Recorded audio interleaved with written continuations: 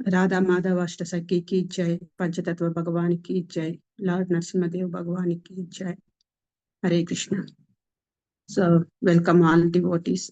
Today's morning Mangal Arati Darshan and Japa leads. Now we are going to have Bhagavatam class. So ఇప్పుడు Bhagavatam class తీసుకున్నాము. So first canto 14వ అధ్యాయము 3వ శ్లోకం. नमः विष्णुपादाय कृष्णप्रेष्ठाय भूतले श्रीमते जयपताक स्वामी नामिने नमः आचार्यपादाय निताकृतप्रदायिने गौरकथा दामदाय नगरग्रामतारिणे नमः विष्णुपादाय कृष्णप्रेष्ठाय भूतले श्रीमते भक्तिवेदांत स्वामिनिति नामिने नमस्ते सारस्वती देवे गौरवाणी प्रचारिणे निर्विशेष शून्यवादी पाश्चात्य देशतारिणे. जय श्री कृष्ण चैतन्य प्रभु नित्यानंद श्री अद्वैत गदाधर श्रीवासादि गौर भक्त वृंद. हरे कृष्णा कृष्ण कृष्ण हरे हरे, हरे राम राम राम हरे हरे. वाञ्छा कल्पतरुभ्यश्च कृपा सिन्धुभ्य एव च पतितानां पावनेभ्यो वैष्णवेभ्यो नमो नमः. अनंत कोटि वैष्णव वृंद की जय. नामाचार्य श्रील हरिदास ठाकुर की जय. पतित पावन गुरु महाराज की जय. जगत गुरु श्रील प्रभुपाद की जय. हरे कृष्ण. సో ఈరోజు 1వ క్యాంటో 1వ స్కందము 14వ అధ్యాయము 3వ శ్లోకము చదవబోతున్నాము. శ్రీకృష్ణుని అంతర్ధానం టైటిల్. సో శ్లోకం కాల. So English screen share is in English. So screen share English లో ఉన్నదండి. మీ దగ్గర ఉన్న హార్డ్ కాపీ మీ తెలుగులో వాళ్ళు పెట్టుకోవచ్చు. హార్డ్ కాపీని ఈవెన్ భగవద్గీత కూడా పక్కన పెట్టుకోండి. భగవద్గీతలోటివి కూడా 2 శ్లోకాల రెఫరెన్స్ నేను చెప్పబోతున్నాను. సో ఇంగ్లీష్ వాళ్ళకు స్క్రీన్ షేర్ ఉంటుందన్నమాట. కాలస్య చ గతిం రౌద్రం విపర్యస్తర్తు ధర్మిణః. కాలస్య చ గతిం రౌద్రం విపర్యస్తర్తు ధర్మిణః. పాపియశిం నృణాం వార్తాం పాపియశిం నృణాం వార్తాం క్రోధలోభానృతాత్మనాం క్రోధలోభానృతాత్మనాం. కాలస్య చ గతిం రౌద్రం విపర్యస్తర్తు ధర్మిణః. పాపియశిం నృణాం వార్తాం క్రోధలోభానృతాత్మనాం.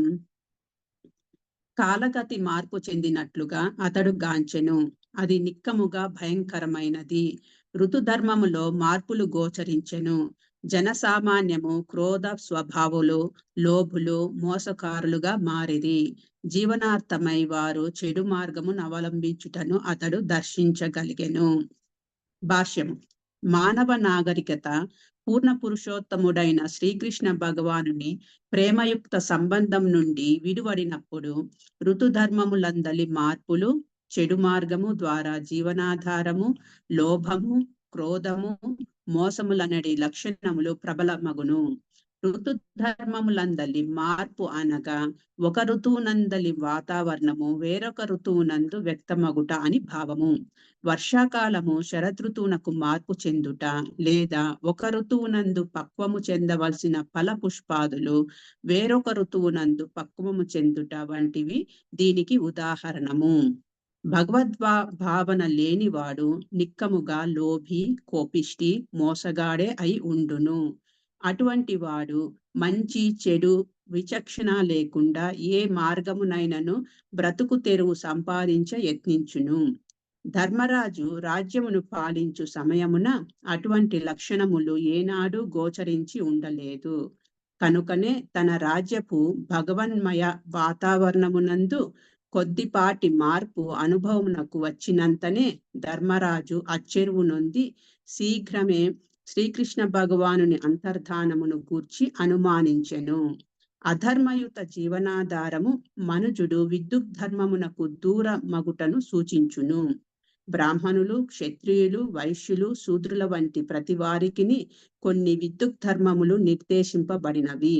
కానీ ఆయా విద్యుద్ధర్మముల నుండి విడువడి ఇతరుల ధర్మమును తన స్వీయ ధర్మముగా ప్రకటించువాడు అపధర్మమును అనుసరించుచున్నాడని భావము. అత్యున్నత జీవిత లక్ష్యము లేనప్పుడును మరియు కొలది సంవత్సరముల మర్త్యలోక జీవనమే సర్వస్వమని భావించుచున్నప్పుడును మనుజుడు అధికారము మరియు సంపదల ఎడ లోభిగా మారును. అనగా అజ్ఞానమే మానవ సమాజమునందలి ఆ దోషములన్నిటికీ కారణమై ఉన్నది. అటువంటి అజ్ఞానమును నివారించుటకు ముఖ్యముగా ఈ పతిత యుగమున వెలుగును ప్రసరింప శ్రీమద్భాగవత ప్రచండ మార్తాండు ఉదయించియే ఉన్నాడు. ఓం తత్సత్. జగద్గురు శ్రీల ప్రభుపాద్కి జై. ఓం అజ్ఞానతిమిరాంధస్య జ్ఞానాంజన శలాకయ చక్షురున్మిలితం యేన తస్మై శ్రీ గురవే నమః. హరే కృష్ణ.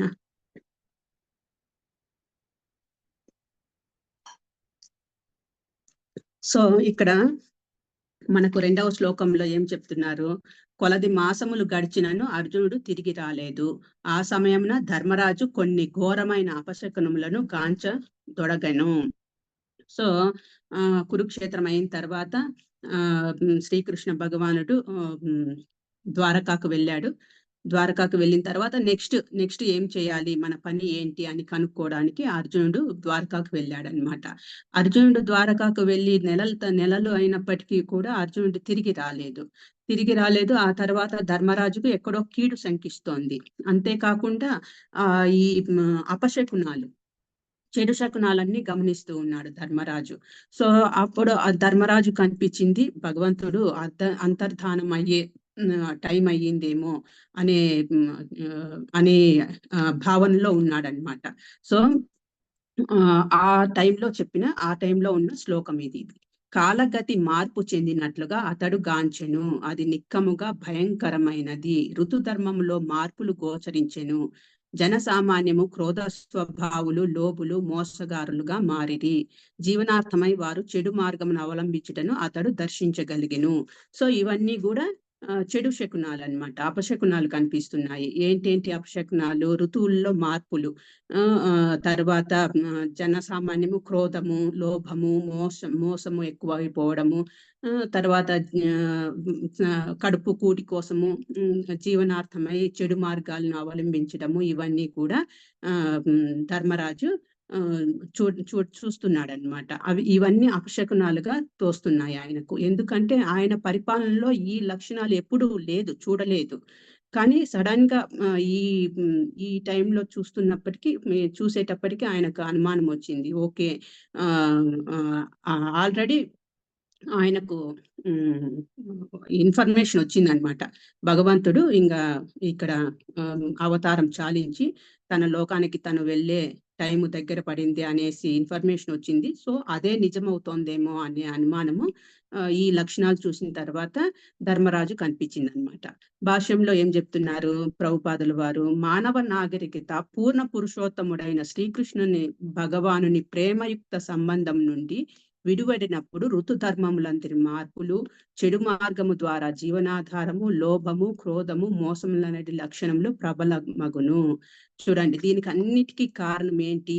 చెడు మార్గము, ఋతుధర్మంలో మార్పులు, క్రోధము, లోభము, మోసము, వీటికన్నిటికీ మెయిన్ రీజన్ ఏంటి అని అంటే మానవ నాగరికత పూర్ణ పురుషోత్తముడైన శ్రీకృష్ణ భగవానుని ప్రేమయుక్త సంబంధం నుండి విడివడినప్పుడు. సో ఇది రీజన్ అన్నమాట. మెయిన్ ఎప్పుడు మనము భగవంతుడి నుంచి విడిపడినాము, డిస్కనెక్ట్ అయిపోయినాము, ఎప్పుడైతే భగవంతుడి నుంచి డిస్కనెక్ట్ అయ్యామో ఇవన్నీ కూడా ప్రామినెంట్ గా మనకు కనిపిస్తూ ఉంటాయి అన్నమాట లక్షణాలు. యాక్చువల్ గా మనము చదువుకున్నాము భగవద్గీతలో, భాగవతంలో ఏమని మనము భగవంతుని యొక్క పార్ట్ అండ్ పార్షల్ అని చదువుకున్నాం అన్నమాట. సో భగవంతునికి మనకు కనెక్షన్ ఉంది, కానీ ఆ కనెక్షన్ కట్ అయిపోయింది అనమాట. సో అది కట్ అయిపోయిన కనెక్షన్ ఎలా ఉందంటే కొన్ని మాసాలు కాదు, కొన్ని సంవత్సరాలు కాదు, కొన్ని జన్మల తరబడి ఆ కట్ అయిన కనెక్షన్ తిరిగి మనము రీకనెక్ట్ చేసుకోలేకపోతున్నాం అన్నమాట. సపోజ్ ఇప్పుడు మీకు ఒక ఎగ్జాంపుల్ ఇస్తాను. సో నా చెయ్యి ఫ్రాక్చర్ అయ్యింది. అనుకోండి, ఆ చెయ్యికి సర్జరీ జరిగింది అనమాట. సర్జరీ జరిగినప్పుడు ఆపరేషన్ సర్జరీ జరిగింది, లోపల రాడ్ వేశారు, కొన్ని రోజుల వరకు కట్టు వేసేసాడు డాక్టర్. ఈ చెయ్యి పనికిరాదు, ఈ చెయ్యిని ఏమి యూజ్ చేయకూడదు, కదిలించకూడదు. ఎన్ని రోజులు, ఒక 1 మంత్ దాకా కదిలించకూడదు. నువ్వు ఈ చెయ్యిని ఇలాగే పెట్టుకొని ఉండాలి, లేకపోతే అది మానదు, లోపల మేము చేసిన సర్జరీ మానదు అని చెప్తాడనమాట. సో మనం అప్పుడు ఏం చేయాలి, ఈ చెయ్యిని ఇలాగే పెట్టుకొని ఉంటాము, లెఫ్ట్ హ్యాండ్ తోనే మన పనులు మనం చేసుకుంటూ ఉంటాము. అంటే ఇది, ఈ చెయ్యి, నా చెయ్యి నా దేహంతో కనెక్ట్ అయ్యింది, కానీ పనికి రాకుండా ఉంది. ఎప్పటిదాకా 1 మంత్ దాకా పనికి రాకుండా ఉంది, యూజ్లెస్ అయిపోయింది, అంటే డిస్కనెక్ట్ అయిపోయింది. సో అదనమాట. అలా మనము భగవంతుని యొక్క పార్ట్ అండ్ పార్సిల్, భగవంతుని నుంచి వచ్చిన వాళ్ళం మనము, కానీ భగవంతుని నుంచి దూరం అయిపోయినాము. అలా అర్థం చేసుకోవచ్చు అనమాట. సో పనికి రాకుండా ఉన్నది ఈ చెయ్యి, దేహంతో కనెక్ట్ అయి ఉన్నప్పటికీ కూడా నెలల తరబడి పనికి రాకుండా ఉంది, ఏమి చేయలేకపోతున్నాము. సో అలాగే ఈ మనము భగవంతుని నుంచి విడివడి వచ్చినాము, దూరమై వచ్చినాము. అది ఎలా జరుగుతోందంటే, జన్మల తరబడి మనము తిరిగి భగవద్ధామంకి వెళ్ళాలి అనే ఆలోచన లేకుండా దూరమే ఉన్నామన్నమాట. తిరిగి రీకనెక్ట్ కావట్లేదు. సో అలా విడివడిపోయినాము. దానివల్ల అలా దూరం అయిపోవడం వల్ల మనకు ఈ లోభము, క్రోధము, మోసము అనే లక్షణాలు ప్రబలిపోతున్నాయి. అంటే ఇవి ధర్మరాజు ఇక్కడ మన భాష్యంలో కింద చెప్తున్నారు, నెక్స్ట్ లైన్స్ లో చెప్తున్నారు, ధర్మరాజు రాజ్యపాలన పాలించు సమయంన అటువంటి లక్షణములు ఏనాడు గోచరించి ఉండలేదు. సో అప్పుడు సత్యయుగము, త్రేతాయుగము, ద్వాపరయుగములో ఎప్పుడు ఇలాంటివి ధర్మరాజు చూడలేదన్నమాట. అంటే అప్పుడు ఎందుకు చూడలేదు, వాళ్ళకు భగవంతుడు శ్రీకృష్ణ భగవానుని సెంటర్ గా పెట్టుకొని జీవనం గడిపేవారనమాట.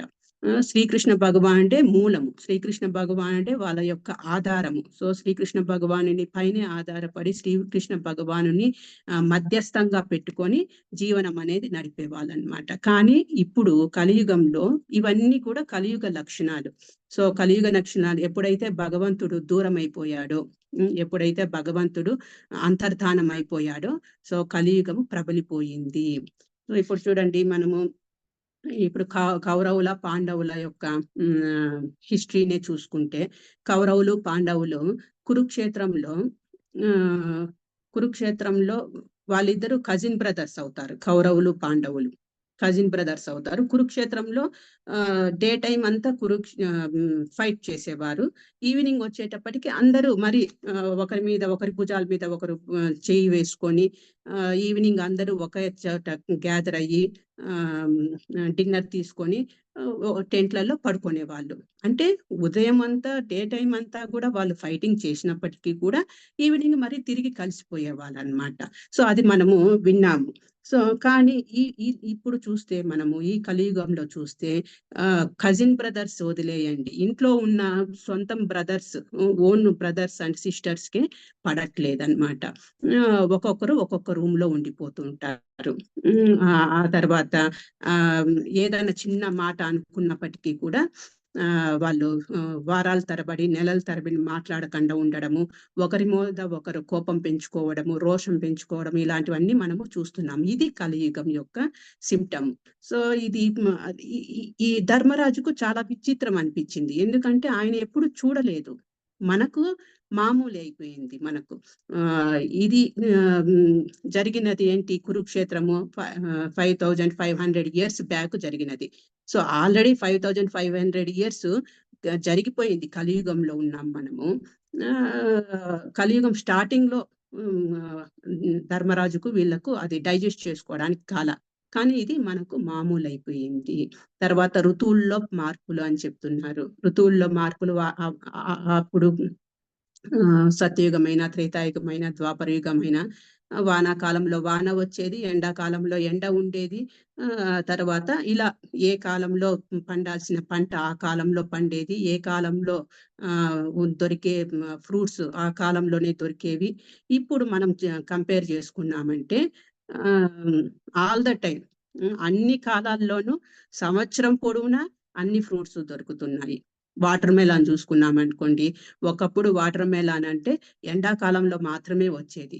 ఇప్పుడు సంవత్సరం పొడవునా వాటర్ మెలాన్ దొరుకుతోంది, సంవత్సరం పొడవునా గ్వావా దొరుకుతోంది, సంవత్సరం పొడవునా అలా మనం చూసుకుంటే అన్ని మనకు ఇప్పుడు హైబ్రిడ్ జాతి వచ్చి సో అన్ని ఆర్టిఫిషియల్ అయిపోయినాయి అన్నమాట. కానీ ఇక్కడ ధర్మరాజుకు మాత్రం అవన్నీ విచిత్రంగా తోస్తున్నాయి. తర్వాత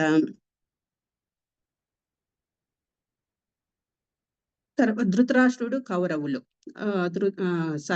కౌరవులు ధృతరాష్ట్రునికి పాండవుల యొక్క ఫ్యామిలీకి ఎంతటి అన్యాయం చేశారు. అగ్రెసర్స్ అని మనకు భగవద్గీతలో చెప్పారు. మొత్తం అన్యాయమే. పిల్లలను చంపేయడము దగ్గర నుంచి వాళ్ళ లక్క ఇంటిని ఫైర్ పెట్టడము, విషము పెట్టడము, ఇవన్నీ కూడా అన్యాయం చేశారు. కానీ ఇంత అన్యాయం చేసినప్పటికీ దీని వెనకాల ధృతరాష్ట్రుడు ఉన్నప్పటికీ మనం లాస్ట్ చాప్టర్ లో చూసాము.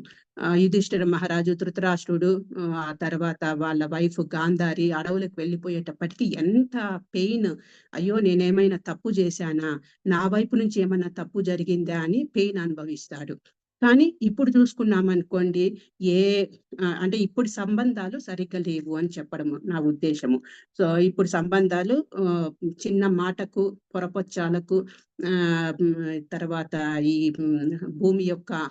భూమి పైన గొడవలకు, చంపుకోవడాలు, ఒకరికొకరు మర్డర్ చేసుకోవడము, ఇలాంటివన్నీ జరుగుతున్నాయి అన్నమాట. సో ఇవన్నీ మనకు మామూలు అనిపిస్తున్నాయి, కానీ యుధిష్ఠిర మహారాజుకు ఏంటో తప్పుగా జరుగుతోంది అని అనుకుంటున్నాడు అన్నమాట. ఇక్కడ చూడండి, భగవద్భావన భాష్యంలో చెప్తున్నారు, భగవద్భావన లేనివాడు నిక్కముగా లోబి, కోపిష్టి, మోసగాడే అయ్యుండును. సో భగవద్భావన ఎవరైతే కృష్ణ కాన్షియస్నెస్ లో లేనివాడు, కృష్ణుని యొక్క చైతన్యంలో లేనివాడు నిక్కముగా లోబి, కోపిష్టి, మోసగాడే అయి ఉంటాడు. సో ఇది సేమ్ మనకు భాగవతంలోనే ఇంకొక శ్లోకంలో రెఫరెన్స్ దొరుకుతుందన్నమాట. So 5th canto 18th chapter 12th శ్లోకంలో. హరే కృష్ణ ప్రభు, స్క్రీన్ షేర్ చేయగలరా? 5th canto 18th chapter 12th శ్లోకం.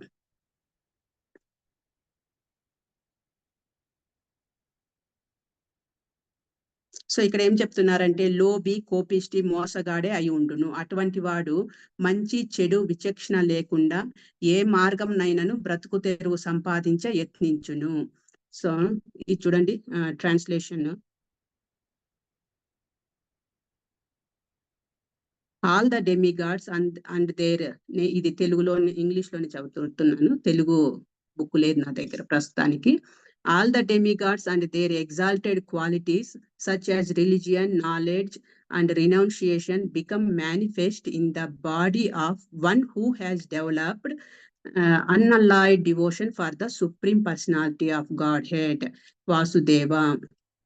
On the other hand, a person devoid of devotional service and engaged in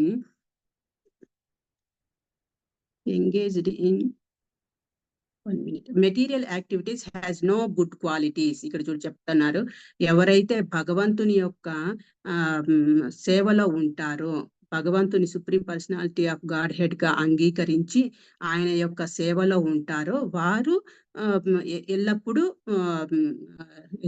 దేవతల యొక్క క్వాలిటీస్ లో ఉంటారు. కానీ ఎవరైతే person devoid of devotional service and engaged in material activities has no good qualities. So అలాంటివే ఇక్కడ మనకు ధర్మరాజు వీక్షిస్తున్నాడు అన్నమాట. ఆ గుడ్ క్వాలిటీస్ లేకుండా పోతున్నాయి.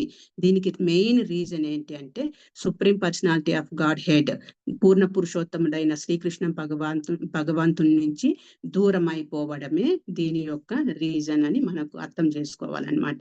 నెక్స్ట్, ధర్మరాజు రాజ్యపాలన పాలించు సమయమున అటువంటి లక్షణములు ఏనాడును గోచరించి ఉండలేదు. కనుకనే తన రాజ్యపు భగవన్మయ వాతావరణం నందు కొద్దిపాటి మార్పు అనుభవంకు వచ్చినంతనే ధర్మరాజు అచ్చెరు ఉంది శీఘ్రమే శ్రీకృష్ణ భగవానుని అంతర్ధానమును గూర్చి అనుమానించెను. సో ఇందాక చెప్పుకుంటున్నట్టు మనకు ఇప్పుడు ఈ కలియుగంలో అన్ని ఉల్టాగా జరుగుతున్నాయి. ఏదైతే ఇప్పుడు చూడండి, బెంగళూరు వాతావరణం చూసుకుంటే వాతావరణంలో మార్పులు, ఋతువుల్లో మార్పులు, ధర్మంలో మార్పు, లోభులు పెరిగిపోవడము, మోసకారులు, క్రోధ స్వభావులు ఇవన్నీ జరుగుతున్నాయి. ఋతువుల్లో మార్పులు చూసుకుంటే బెంగళూరు వాతావరణం ఎలా ఉంటుందంటే ఉదయం వింటర్ లాగా ఉంటుంది, ఆఫ్టర్నూన్ సమ్మర్ లాగా ఉంటుంది, ఈవినింగ్ అయ్యేటప్పటికి రెయిన్ వస్తుంది. సో ఇలా ఉంటుంది అనమాట, ఫన్నీ క్లైమేట్. సో ఇది అలవాటైపోయింది. ఎందుకు, మేము బెంగళూరులో ఉన్నాం కాబట్టి బెంగళూరు వాతావరణం అలవాటైపోయింది. అంటే ఇక్కడ ఏంటంటే చెప్పేది, ఎవరైతే ఆల్రెడీ ఆల్రెడీ డార్క్నెస్ లో ఉన్నారో వాళ్ళకు పెద్ద తేడా అనిపించలేదన్నమాట, అనిపించదు ఇలాంటి మార్పులు. ఇగ్నోరెన్స్ లో ఉన్నారో, డార్క్నెస్ లో ఉన్నారో, కానీ ధర్మరాజుకు అది పెద్ద చేంజ్ లాగా అనిపిస్తోంది అనమాట. చూడండి ఇప్పుడు ఈ నాక్టర్నల్ అనిమల్స్ కానీ, ఏమంటారు, నిశాచర అనిమల్స్, ఆ తర్వాత కలుగు లోపల, రంధ్రం లోపల, భూమి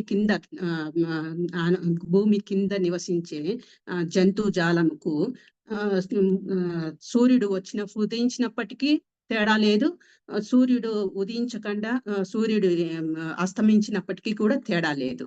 సో సూర్యుడు ఉదయించిన వాటికి ఎలాగో వెలుగు రాదు, భూమిలో లోపలు ఉంటాయి కాబట్టి. సూర్యుడు అస్తమించిన వెలుగు ఉండదు, ఎందుకంటే అవి ఆల్రెడీ డార్క్నెస్ లో, ఆల్రెడీ ఇగ్నోరెన్స్ లో ఉన్నాయి కాబట్టి. సో అలా మనకు ఇది పెద్ద తేడా అనిపించట్లేదు, కానీ ధర్మరాజుకు ఫుల్ ఉల్టా అని అనిపిస్తోంది అనమాట. ఇప్పుడు కలియుగం యొక్క సిచ్యుయేషన్ ఎలా ఉందంటే, ఒక స్మాల్ అనాలజీ ఎగ్జాంపుల్ షేర్ చేసుకుంటాను. సో ఒక వ్యక్తి పెప్సీ యాడ్ ఏజెన్సీ వాళ్ళు గల్ఫ్ కంట్రీకి వెళ్ళారనమాట. గల్ఫ్ కంట్రీకి వెళ్ళారు. తర్వాత అక్కడ వాళ్ళ పెప్సీ బ్రాండ్ ని ప్రమోట్ చేయాలనుకున్నారనమాట. పెప్సీ బ్రాండ్ ని ప్రమోట్ చేయాలనుకున్నారు. ఆ బ్రాండ్ ప్రమోట్ చేయగలిగిన శక్తి ఉన్న వ్యక్తిని పెప్సీ వాళ్ళు పంపించారనమాట గల్ఫ్ కంట్రీస్ కు. సో ఆయన అక్కడ ఉన్న వాతావరణము 3 months దాకా అక్కడే ఉండి వాతావరణం అన్ని కొంచెము తలకెక్కించుకొని ఏం చేశాడంటే, ఆయన ప్రతి ఒక్క వీధిలోను, ప్రతి ఒక్క స్ట్రీట్ లోను, ప్రతి పెద్ద చౌరస్తాలు, సర్కిల్స్ లోను, జంక్షన్స్ లోను బోర్డ్స్, ప్లకార్డ్స్, బిల్ బోర్డ్స్ అంటారు కదా, అడ్వర్టైజ్మెంట్ బోర్డ్స్, అవన్నీ వేయించాడనమాట. వేయించాడు, తిరిగి వచ్చేసాడు, కానీ పెద్ద తేడా రాలేదు, పెద్ద రెస్పాన్స్ రాలేదు, బిజినెస్ షైన్ అవ్వలేదు అనమాట. సో పెప్సీ వాళ్ళు ఎందుకు, ఏమైంది, ఎక్కడ తేడా వచ్చింది, ఇంత మంది కష్టపడినాం కదా, ఇంత ఖర్చు పెట్టాం కదా, ఎందుకు ఇది మనకు షైన్ అవ్వలేదు అనే ఆలోచనలో ఉన్నారనమాట. అప్పుడు గల్ఫ్ కంట్రీలో ఉన్న వ్యక్తి ఈ ఒక సీక్రెట్ ని రివీల్ చేశాడు. ఏంటి అని అంటే, ఒక తప్పును రివీల్ చేశాడు. ఏంటి అంటే, సార్ మీరు 3 పిక్చర్స్ తో ఉన్న అడ్వర్టైజ్మెంట్ పెట్టారు. ఫస్ట్ బోర్డ్ లో ఏముంది, పెప్సీ ఒక అతను చాలా డిప్రెస్డ్ గా, టైర్డ్ అయిపోయి డీలాగా ఉంటాడనమాట. రెండవ పిక్చరు అదే వ్యక్తి పెప్సీ తాగుతున్నట్టు ఉంటుందన్నమాట. మూడవ పిక్చర్ లో ఆ వ్యక్తికి ఎప్పుడైతే పెప్సీ తాగిన తర్వాత బాగా ఎనర్జీ వచ్చి షైన్ యాక్టివ్ గా తన పని తను చేసుకుంటున్నట్టు ఉంటుందన్నమాట.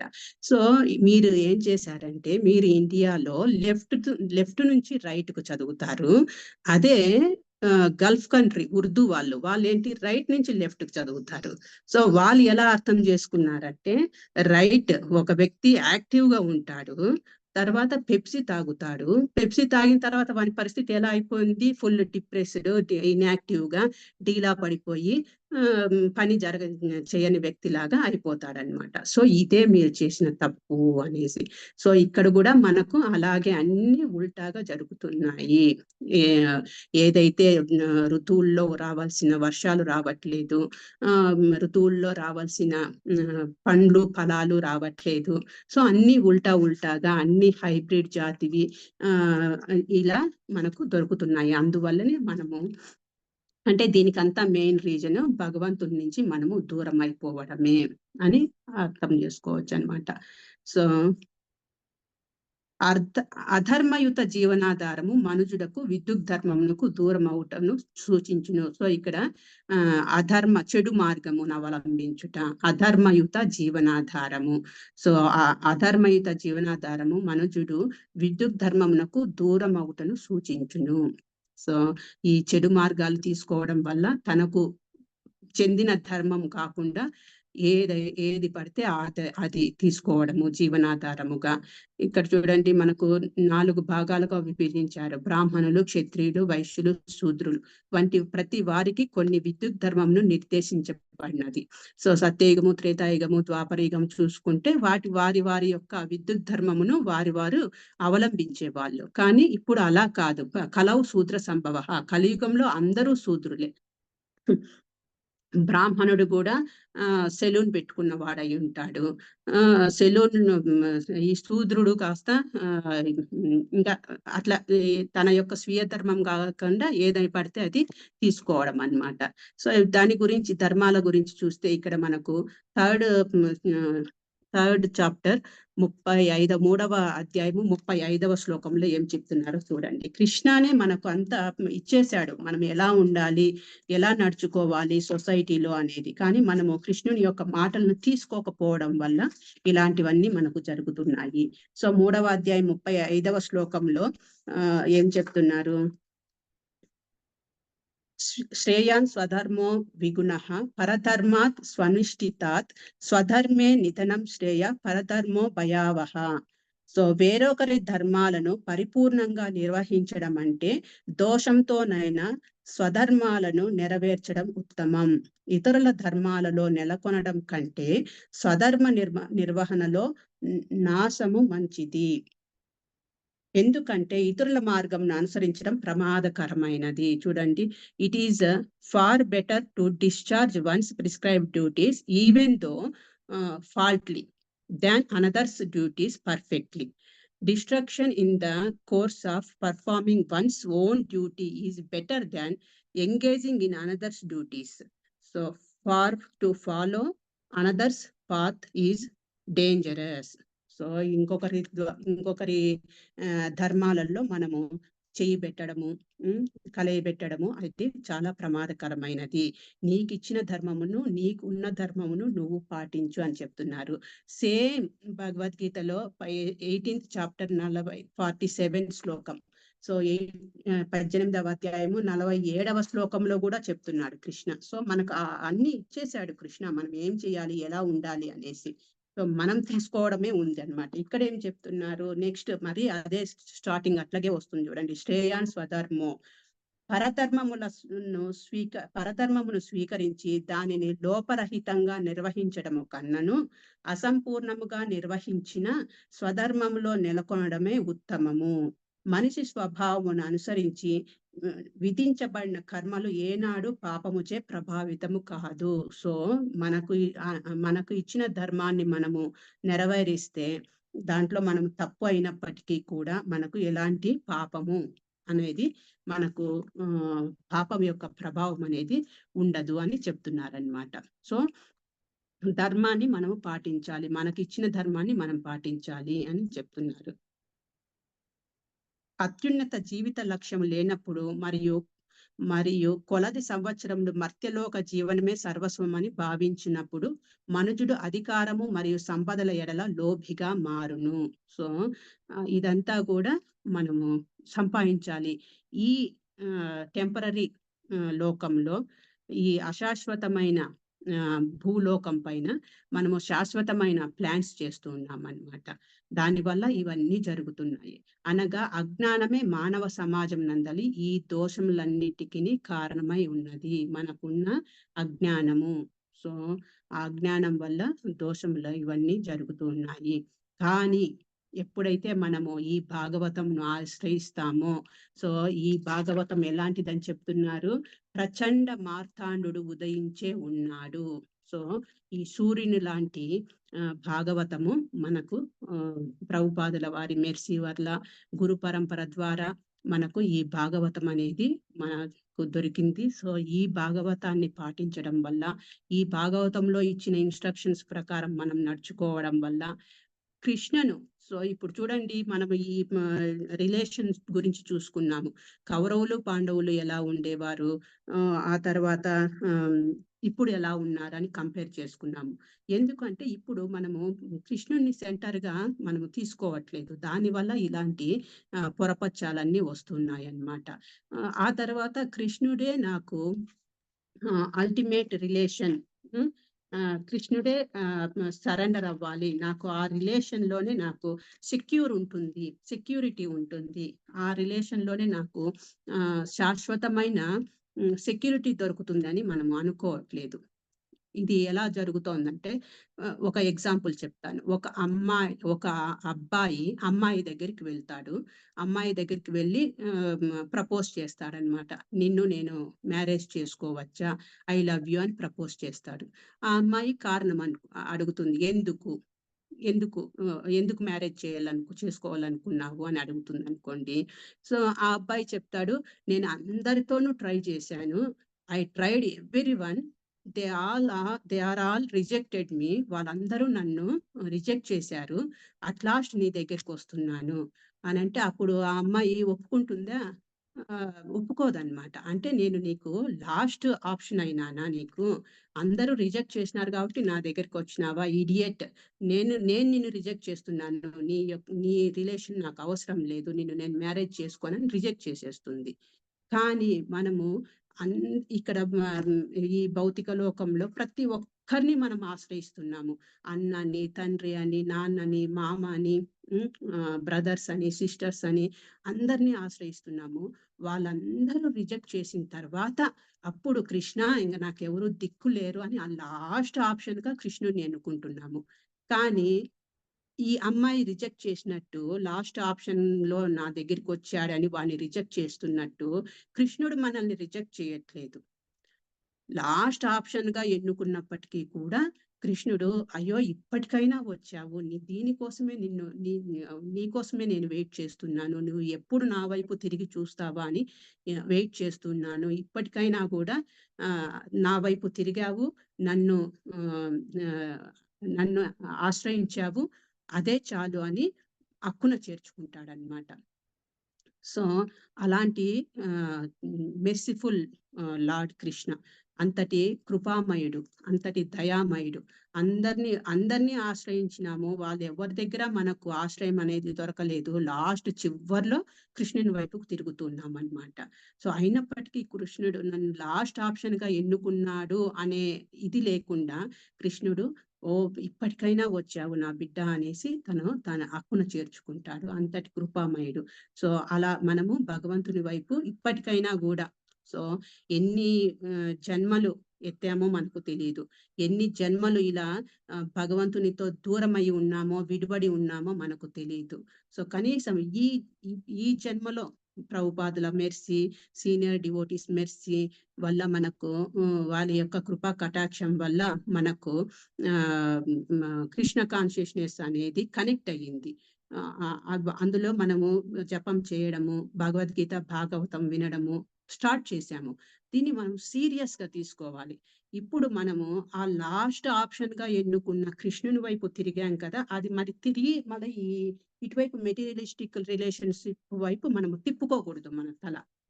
సో అలా దానికి ఎలా అంటే ఈ భాగవతము భగవద్గీత మనకు హెల్ప్ చేస్తుంది. సో ఇక్కడితో నేను స్టాప్ చేస్తున్నాను. Thank you so much. Hare Krishna Krishna Krishna Hare Hare, Hare Rama Rama Rama Hare Hare. Srimad Bhagavad Gita Bhagavatam కీ జై.